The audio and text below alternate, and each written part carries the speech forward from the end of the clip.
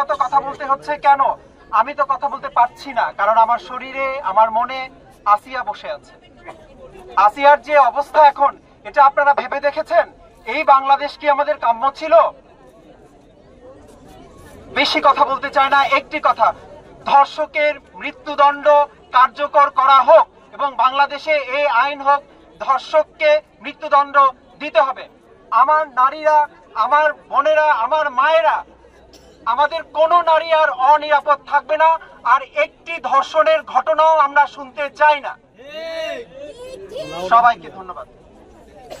সভাপতিতে শুভেচ্ছা বিনিময় করছেন, রাস্তায় আমাদের নিরাপত্তা কোথায়? এই যে আমি যদি কিছু মাস আগে জুলাই আন্দোলনের দিকে ফিরে যাই, আমাদের স্বৈরাচারের বিরুদ্ধে মাঠে নামতে হয়েছিল। আন্দোলন যখন সফল হয়েছে, পুরুষরা ঘরে ফিরে গিয়েছে, কিন্তু এখন রাতে বেলা আমরা নারীরা সামান্য নিরাপত্তার মতো বেসিক রাইটের জন্য রাস্তায় নামতে হয়েছে।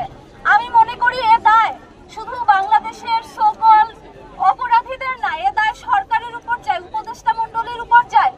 যেদিন স্বরাষ্ট্র উপদেষ্টা যখন মেয়েরা রাস্তায় মবের দ্বারা মারধরের শিকার হয়েছিল, স্বরাষ্ট্র উপদেষ্টা যখন সেই দায়টা মেয়েদের উপরই দিয়ে দিয়েছিল, তখন যারা রাস্তায় মেয়েদেরকে যখন ভয়েস রেইজের জন্য শাহবাগী ট্যাগ দেয় বা অন্যান্য ট্যাগের মাধ্যমে ডিহিউম্যানাইজ করার চেষ্টা করে, তাদের সাথে সাথে এই দায় কিন্তু স্বরাষ্ট্র উপদেষ্টার সাথেও যায়। আমি